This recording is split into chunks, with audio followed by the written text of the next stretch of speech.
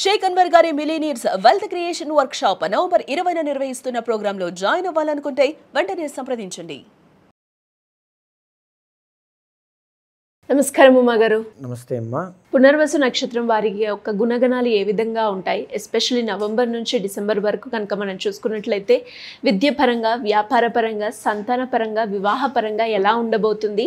ఏ సందర్భాల్లో జాగ్రత్తలు తీసుకోవాల్సిన అవసరం ఉందంటారు? తప్పకుండా అండి. పునర్వసు నక్షత్రం అనేటువంటిది జన్మ నక్షత్రం శ్రీరామచంద్రమూర్తిది. ఖచ్చితంగా చెప్పుకోవాలనుకుంటే మనం గుణగణాలు ఎందుకు మాట్లాడుతున్నాం అంటే అండి, ఏదైనా ఒక విషయాన్ని మనం తెలియజేసేటప్పుడు వాళ్ళ యొక్క పూర్వజన్మ కర్మ వల్ల వాళ్ళకు వచ్చిన సహజ సిద్ధమైనటువంటి స్వభావాల్ని అడ్రస్ చేస్తూ మనం చెప్పడం వల్ల వాళ్ళు మరింతగా జాగ్రత్త పడేటువంటి అవకాశాలు ఉంటాయి. ఖచ్చితంగా నన్ను ఫాలో అయ్యేటువంటి ప్రతి ఒక్కరూ కూడా నేను చెప్పే ప్రతి అంశాన్ని జాగ్రత్తగా తీసుకోండి, ప్రతి రెమెడీ కూడా ఫాలో అవ్వండి. 100% సక్సెస్ అనేటువంటి చూస్తారు. Not only on money are career అండి, 100 హ్యాపీనెస్ అనేటువంటిది కూడా ఖచ్చితంగా ఉంటుంది. ఈ పునర్వసు నక్షత్రం అనేటువంటిది మనం తీసుకుంటే అండి, కులాల చక్రం పంచాన్ని శాస్త్రం చెబుతుంది. అంటే జనరల్లీ చక్రము అనేటువంటి దాన్ని మనం దేనికి వాడతామంటే మిషనరీస్. పునర్వసు నక్షత్ర జాతకులు మిషనరీ ఫీల్డ్స్లో చాలా బాగా రాణించగలుగుతారు. అండ్ ఈవెన్ చెప్పాలి అంటే వ్యాపారవేత్తలుగా ముందుకు వెళ్ళగలుగుతారు.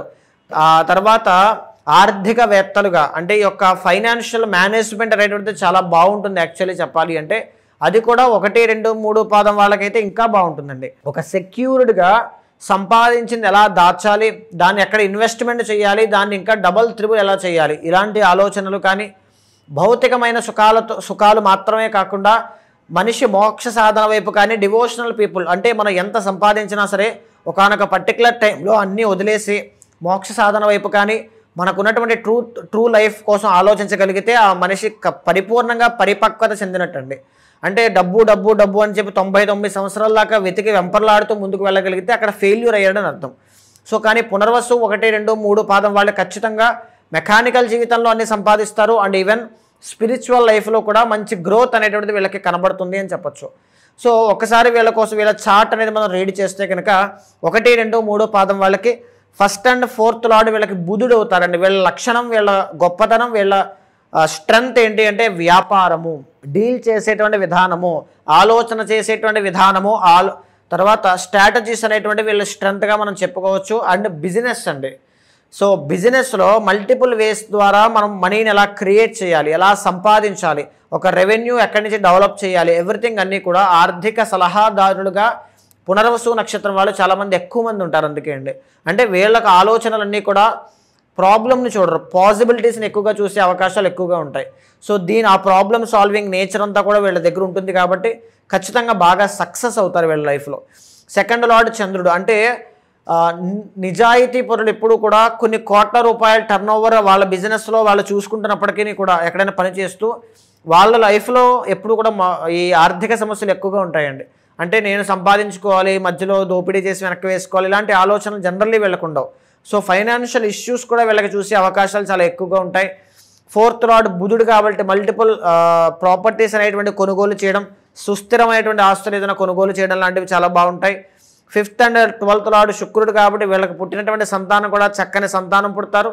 వాళ్ళు కూడా స్పిరిచువల్లీ చాలా గ్రో అవుతారు, మనీ సంపాదిస్తారు. ఫారెన్ ట్రావెల్స్ ఇవన్నీ కూడా అద్భుతంగా వీళ్ళకి యోగిస్తాయి అని చెప్పొచ్చు. 6th and 11th లార్డ్ వీళ్ళకి కుజుడు అవ్వడం వల్ల మేజర్లీ ఏంటి అంటే అధర్మం వైపు అడుగులు వేయకుండా ధర్మ మార్గంలో వెళ్ళడానికి వచ్చేటువంటి ఆ శక్తులు ఏదైతే శత్రువుల రూపంలో ఉంటాయో వాటిని ఎదుర్కోవడానికి కావాల్సినటువంటి శక్తి సామర్థ్యాలన్నీ కూడా వీళ్ళ దగ్గర ఉంటాయి. 11th లార్డ్ కూడా కుజుడు అవుతున్నారండి. అంటే భూలాభం, వాహన లాభం, పేరు ప్రఖ్యాతులు పెరగడం, వీళ్ళకి ఆ కమాండింగ్ పవర్ అంతా కూడా చాలా బాగుంటుంది. సో ఆ విషయంలో కూడా చాలా సక్సెస్ అవుతారండి.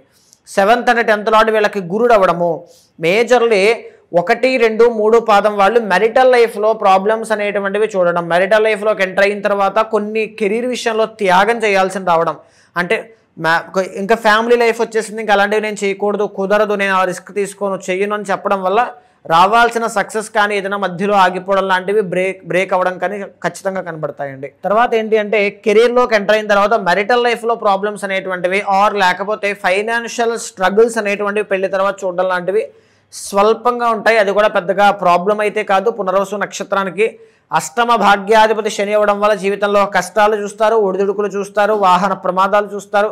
ఒక పరిపూర్ణమైనటువంటి మనిషి కష్ట సుఖాలను అనుభవించి ఎలా అయితే ఒక మోక్ష సాధనమై పరుగులు వేస్తాడో అలాంటి మానవ జీవితంలాగా పునర్వసు నక్షత్రం 1, 2, 3 పాదం వాళ్ళకి ఖచ్చితంగా కనబడుతుంది. అంటే 1, 2 కాదండి, చిన్న వయసు నుంచి విద్య విషయంలో కష్టాలు చూస్తారు, మళ్ళీ సుఖాలు చూస్తారు, గొప్ప బిరుదులు అందుకుంటారు, సన్మానాలు అందుకుంటారు.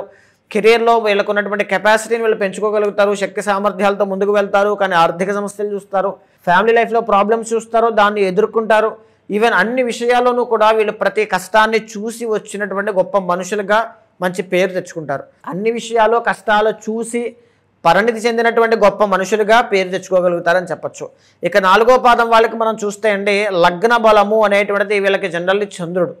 అంటే very highly sensitive and emotional persons అండి. అంటే ఏదైనా ఒక వ్యక్తిని కానీ ఒక వ్యవస్థను కానీ డీల్ చేసినప్పుడు వచ్చేటువంటి అవమానములు కానీ ఒడిదుడుకులు కానీ ఎదుర్కొనడంలో ఆరితేరిపోయినటువంటి వ్యక్తులు 1, 2, 3 పాదం వాళ్ళు అయితే 4వ పాదం వాళ్ళు దాంట్లో కొంచెం ఫెయిల్ అవుతారని చెప్పచ్చు. అంటే ఫెయిల్యూర్ అనేటువంటి మాట ఎందుకు వాడుతున్నానంటే అక్కడ దాన్ని మీరు మనసుకు తీసుకుంటారు. సో ఆ నిర్ణయాన్ని నిర్ణయంగా, ఒక బిజినెస్ని బిజినెస్గా చూడడం కాకుండా పర్సనల్గా తీసుకోవడం వల్ల ఆ డిప్రెషన్ కానీ యాంగ్జైటీ ఇష్యూస్ కానీ వీళ్ళకి చాలా ఎక్కువగా ఉంటాయి. సో దీనివల్ల క్రమేపీ ఆహార నియమాలు, ఆరోగ్య అలవాట్లన్నీ కూడా మార్చుకోవడం వల్ల సో ఖచ్చితంగా ప్రాబ్లమ్స్ అనేటువంటివి చూసే అవకాశాలు ఉంటాయండి. సెకండ్ లార్డ్ రవి అవ్వడం వల్ల వీళ్ళకి మనీ అనేటువంటిది చాలా బాగా కలిసి వస్తుంది. ఎస్పెషల్లీ పిల్లలు పుట్టిన తర్వాత పిల్లల వల్ల కూడా 4వ పాదం వాళ్ళకి చాలా బాగా కలిసి వస్తుంది. థర్డ్ లార్డ్ బుధుడు అవ్వడము, వీళ్ళకి సిబ్లింగ్స్తో గొడవలు ఉంటాయి, కుటుంబంలో వాళ్ళతో గొడవలు ఉంటాయి. వీళ్ళ ఫ్యామిలీ శత్రువులు వాళ్ళ దగ్గర నుంచి సపోర్ట్ కన్నా వెన్నుపోట్లే చాలా ఎక్కువగా ఉంటాయి. సో ఖచ్చితంగా ఆ విషయంలో చాలా కేర్ఫుల్గా ఉండాలి. 4th అండ్ 11th లార్డ్ వీళ్ళకి శుక్రుడు అవ్వడం వల్ల ఎస్పెషల్లీ ఒక మంచి హౌస్ కట్టుకుంటారు, లగ్జరీ హౌస్ కట్టుకోవడం. అంటే వీళ్ళకి జీవితంలో అన్నీ ఉంటాయండి. డబ్బు ఉంటుంది, అధికారం ఉంటుంది, పేరు ఉంటుంది, ఫ్యామిలీ ఉంటుంది, ఆస్తులు ఉంటాయి, అన్నీ ఉంటాయి. ప్రశాంతత తప్ప అన్నీ ఉంటాయి. అండ్ ఈవెన్ వీళ్ళకి చెప్పాలి అంటే ఒకవేళ పునర్వసు నక్షత్రంలో పుట్టినటువంటి 4వ పాదం వాళ్ళు స్త్రీలు ఎవరైనా చూస్తూ ఉంటే మ్యారిటల్ లైఫ్లో మీరు చాలా కేర్ఫుల్గా ఉండాలి. సో ఏంటంటే మిమ్మల్ని సూటిపోటు మాటలతో ఇబ్బంది పెట్టడం కానీ, ఆర్ ఎలిగేషన్స్ మీ మీద వేయడం కానీ, చిన్న విషయాలు కూడా చాలా పెద్దవి చేసుకుంటూ చాలా డీప్గా ఇబ్బంది పెట్టడం కానీ, మీరు ఇబ్బంది పడడం కానీ, ఎనీథింగ్ జరిగేటువంటి అవకాశములు పునర్వసు 4వ పాదానికి ఉంటాయి. కాబట్టి కొంచెం కేర్ఫుల్గా ఉండాలి. 6th లార్డ్ వీళ్ళకి గురుడు అవ్వడం వల్ల అవమానాలు చూస్తారు, ఫైనాన్షియల్ ప్రాబ్లమ్స్ అనేటువంటివి కూడా చూస్తారు. ఎందుకంటే ఫైనాన్షియల్ ప్లానింగ్ అనేటువంటిది మీకు చాలా అవసరం అండి. 6th లార్డ్ గురుడు అంటే గురుబలం మీకు కాస్త తక్కువగా ఉంది అని అర్థం, కొంచెం జాగ్రత్త పడాలి. కుజుడు అంటే మీకు రియల్ ఎస్టేట్ చాలా బాగా కలిసి వస్తుంది. గవర్నమెంట్ సంబంధించిన వృత్తులన్నీ కూడా చాలా బాగా కలిసి వస్తాయి. ఈవెన్ సివిల్స్ కానీ, ఎలక్ట్రికల్ జాబ్స్ కానీ, గవర్నమెంట్ జాబ్స్ కానీ అన్నీ కూడా చాలా బాగా కలిసి వస్తాయి. గవర్నమెంట్ సెక్టార్లో మీరు ఖచ్చితంగా ట్రై చేయొచ్చు. ఇప్పుడు ఈ క్రమంలో నవంబర్ అండ్ డిసెంబర్ ఈ 2 నెలల్లో వీళ్ళకి 4వ పాదం వాళ్ళకి ఎలా ఉండబోతుంది? 1, 2, 3 పాదం వాళ్ళకి ఎక్స్ట్రాడినరీగా ఉంటుందండి. గురుబలం అనేటువంటిది పెరగడం వల్ల మంచి మనీ సంపాదిస్తారు, తర్వాత మంచి అవకాశాలు అందిపుచ్చుకుంటారు, ప్రోత్సాహము అనేటువంటిది అందుతుంది. అండ్ విద్య విషయంలో మంచి గ్రోత్ చూస్తారు. సక్సెస్ అనేటువంటిది, ప్రమోషన్స్ అనేటువంటివి చాలా బాగుంటాయని మరి చెప్పచ్చు. అండ్ కానీ 9th లో శని రాహుల యొక్క కంజంక్షన్ 1, 2, 3 పాదం వాళ్ళకి కనబడుతుంది. నవంబర్ 17 తర్వాత రవి, కుజ, బుధ గ్రహ సంచారాలు 6th హౌస్లోకి వచ్చాక వీళ్ళకి రాజయోగం ఇంకా పడుతుంది. అంటే ఇంకా బాగుంటుందండి. కానీ శని రాహు యొక్క కాంబినేషన్ 9th హౌస్లోకి వచ్చిన తర్వాత డబ్బులు మోసపోయే అవకాశములు, వ్యక్తుల చేతిలో మోసపోయి అవమానపడేటువంటి అవకాశములు చాలా ఎక్కువగా ఉంటాయి. అంటే ఒక బ్యాక్డోర్ జాబ్ ఇప్పిస్తాను 10 లక్షలు అవుతుందంటే 10 లక్షలు అప్పటికప్పుడు ఎలాగైనా పోగైపోతాయి. అదే ఇక్కడ గురుబలం వచ్చేస్తాయి, రావాల్సిన డబ్బులన్నీ పోగు చేసుకుంటారు. కానీ తీసుకుని వాళ్ళు ఎవరికి ఇచ్చారు? ఒక మోసం చేసేటువంటి వ్యక్తి చేతిలో పెట్టి మొత్తం మోసపోయారు. అంటే ఇక్కడ ఎలా ఉంటుందంటే అన్ని గ్రహాలు అనుకూలించినా సరే శని రాహు అనేటువంటి వాళ్ళు మొత్తం పాడు చేస్తారు. అది లాస్ట్లో రియలైజేషన్ లాస్ట్లో వస్తుంది. శని రాహు అనేటువంటి ఆయన వ్యవహారాన్ని పాడు చేయకుండా లలితా సహస్రనామము అనేటువంటిది పారాయణ చేయండి, ఆంజనేయ స్వామికి ఎక్కువగా ఆరాధన చేయండి, చాలా బాగుంటుంది. 4వ పాదం వాళ్ళకి మనం చూస్తే ఇప్పుడు వీళ్ళు జనరల్లీ గురుబలము అనేటువంటి వీళ్ళకి చాలా తక్కువగా ఉందండి. చిన్న వాహన ప్రమాదాలు కనబడుతూ ఉన్నాయి, ఆకస్మిక ధన నష్టాలు కనబడుతూ ఉన్నాయి. అండ్ ఈవెన్ శుభకార్యాలు ఏదైనా పోస్ట్ పోన్ అయ్యేటువంటి అవకాశాలు కనబడుతూ ఉన్నాయి. అండ్ మేజర్గా చెప్పాలి అంటే ఈ యొక్క 5th హౌస్లోకి రవి, బుధ, కుజ అనేటువంటి 3 ప్లానెట్స్ రాబోతున్నాయి. కాబట్టి గురు, శని, రాహు యొక్క బలం పెరగగలిగితే ఫైనాన్షియల్ ప్రాబ్లమ్స్ నుంచి, అవమానాల నుంచి ఖచ్చితంగా బయటపడతారని చెప్పచ్చు. ఎందుకంటే రవి, బుధ, కుజ కూడా న్యూట్రల్ హౌస్లో ఉన్నారు, దోషాన్ని పట్టలేదు, పర్వాలా. గురు, శని, రాహు ఈ ముగ్గురు యొక్క బలం పెరగాలి అంటే ఐదర్ మీకు ఓపిక ఉంటే పర్సనల్ చార్ట్ చూసుకుని ఇమీడియట్గా పూజలు చేయండి. ఒకవేళ లేకపోతే శివుడికి అభిషేకం చేయండి, కార్తీక మాసం కాబట్టి.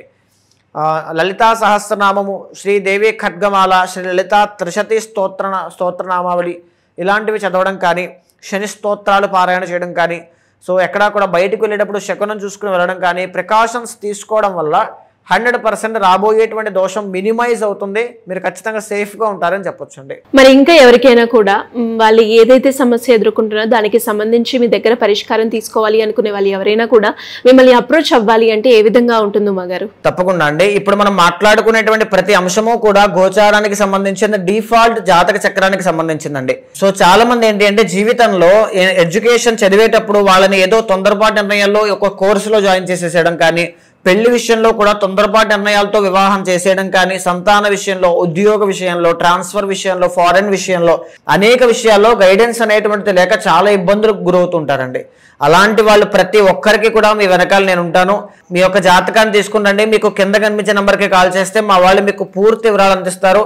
మీ జాతకాన్ని చూసిన తర్వాత గోచారంతో సమన్వయం చేస్తూ ఏదైనా దోషాలుంటే శాంతి పరిహారములు ఆచరింపచేసి ఏది రైట్ ఏది రాంగ్, మంచి చెడు ప్రతిదీ కూడా డిస్కస్ చేద్దాము. ఖచ్చితంగా భగవత్ అనుగ్రహం కలిగేలా చేస్తాను. థ్యాంక్ యూ ఉమా గారు. Thank you so much. నమస్తే అమ్మా.